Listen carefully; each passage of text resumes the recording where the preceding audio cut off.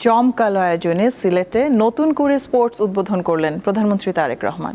এ সময় তিনি বলেন, এই ক্রীড়া উৎসবের মাধ্যমে দেশের ভবিষ্যৎ অ্যাম্বাসেডর তৈরির কাজ শুরু হলো।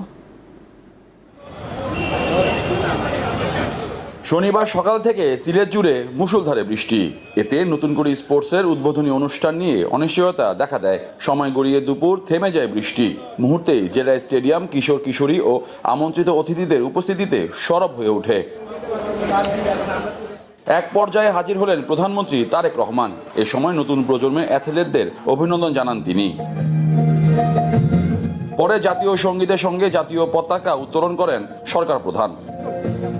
অনুষ্ঠানে নতুন করে স্পোর্টসের থিম সং উন্মোচন করা হয়। সেই সাথে ফুটবল, ক্রিকেট, সাঁতার, ব্যাডমিন্টন, কাবাডি, অ্যাথলেটিক্স, দাবা ও মার্শাল আর্ট অ্যাথলেটদের ডিসপ্লে উপভোগ করেন প্রধানমন্ত্রী।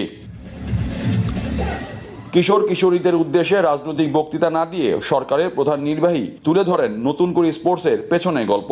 একটা বড় বক্তৃতা আছে, কিন্তু তোমাদের বক্তৃতা শুনতে ইচ্ছা করছে, আমার কিন্তু বক্তৃতা দিতে ইচ্ছা করছে না।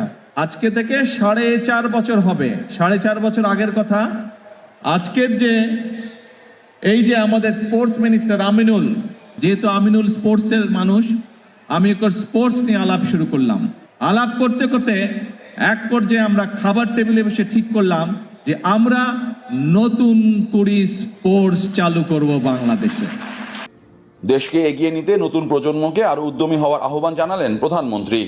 এই যে তোমরা যারা এখানে বসে আছো, সারা বাংলাদেশে আজকে যারা স্টেডিয়ামগুলোতে বসে আছো, ছোট বন্ধুরা, ইনশাআল্লাহ তোমরা স্পোর্টসের মাধ্যমে সারা বাংলাদেশকে পৃথিবীর সামনে তুলে ধরবে। তোমরা প্রত্যেকে এক একজন বাংলাদেশের অ্যাম্বাসেডর হবে। এরপর ডিজিটাল মাধ্যমে একযোগে দেশে 64 জেলায় নতুন করে স্পোর্টস উদ্বোধন ও ট্রফি উন্মোচন করলেন তারেক রহমান। সঙ্গে ছিলেন যুব ও ক্রীড়া প্রতিমন্ত্রী। নতুন করে স্পোর্টস 2026 মাঠ ও গ্যালারিতে থাকা ভবিষ্যৎ প্রজন্মের অ্যাথলেটদের নিয়ে অনুষ্ঠানের সমাপ্তি ঘোষণা করেন প্রধানমন্ত্রী। মেগা এ আয়োজনে 8টি ইভেন্টে 1,60,779 কিশোর কিশোরী অংশ নিয়েছে। লম্বা সময় থমকে থাকার পর আবারও শুরু তৃণমূল পর্যায় থেকে খেলোয়াড় অন্বেষণ কার্যক্রম নতুন করে স্পোর্টস। নতুন প্রজন্মকে সুস্থ, সুন্দর, আত্মবিশ্বাসী ও দেশপ্রেমিক নাগরিক হিসাবে গড়ে তোলার ক্ষেত্রে সরকারি এই প্রকল্প ভবিষ্যৎ প্রজন্মকে নতুন করে আশার আলো দেখাচ্ছে।